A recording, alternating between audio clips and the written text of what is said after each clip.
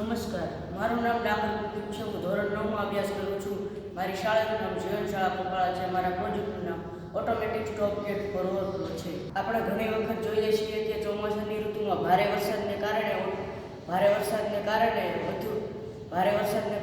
નદીઓમાં પાણી વધી જતું હોય છે અને પુલ પરથી પસાર થવા લાગે છે. આવી પરિસ્થિતિમાં ગામના લોકો જીવને જોખમે પુલ પરથી પસાર થઈને પાણીના પ્રવાહમાં તણાઈને પોતાનો જીવ ગુમાવતા હોય છે. આવી દુર્ઘટના ન ઘટે એટલા માટે મેં આ પ્રોજેક્ટ બનાવ્યા છે, જેનું નામ automatic stop gate for overflow છે. આ પ્રોજેક્ટમાં વપરાતા સાધનો હું તમને જણાવીશ.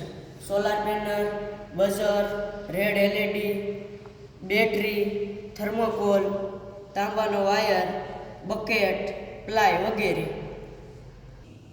હું તમને પ્રોજેક્ટ વિશે સમજૂતી આપીશ. જેવું પાણી નીચે હશે ત્યારે ગેટ નીચે હશે. જેવું પાણીનું પ્રમાણ વધતું જશે તેમ ગેટ ઉપર આવશે અને રેડ લાઇટ શરૂ થશે અને સાયરન વાગવા લાગશે. હવે હું તમને સમજાવીશ આ પ્રોજેક્ટ કઈ રીતે કાર્ય કરે છે. સૌ પ્રથમ હું બકેટમાં પાણી ભરીશ. જ્યાં સુધી બકેટમાં પાણી વોટર લેવલ કરતાં નીચું હશે ત્યાં સુધી લીલી લાઇટ ચાલુ બતાવશે.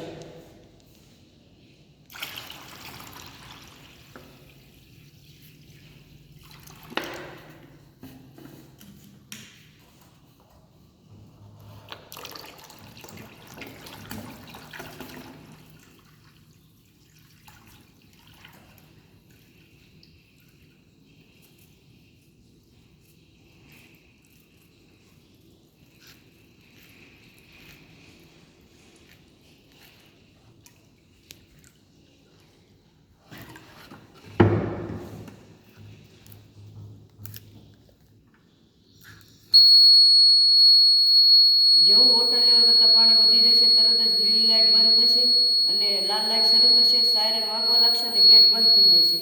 પછી કોઈ પણ વ્યક્તિ કે વાહનો ચાલી શકશે નહીં, જેમ કે બસ, ટ્રક, ગાડી ચાલી શકશે નહીં અને લોકોને જીવને બચાવી શકાય છે.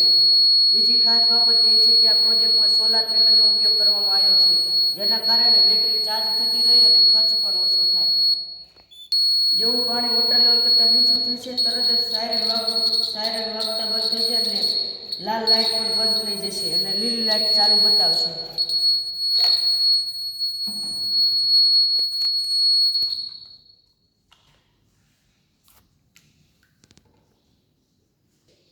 આ રીતે પુલ પરના અકસ્માતો અટકાવી શકાય છે અને લોકોના જીવને પણ બચાવી શકાય છે. આ રીતે પુલ પરના અકસ્માતો અટકાવી શકાય છે અને લોકોના જીવને પણ બચાવી શકાય છે.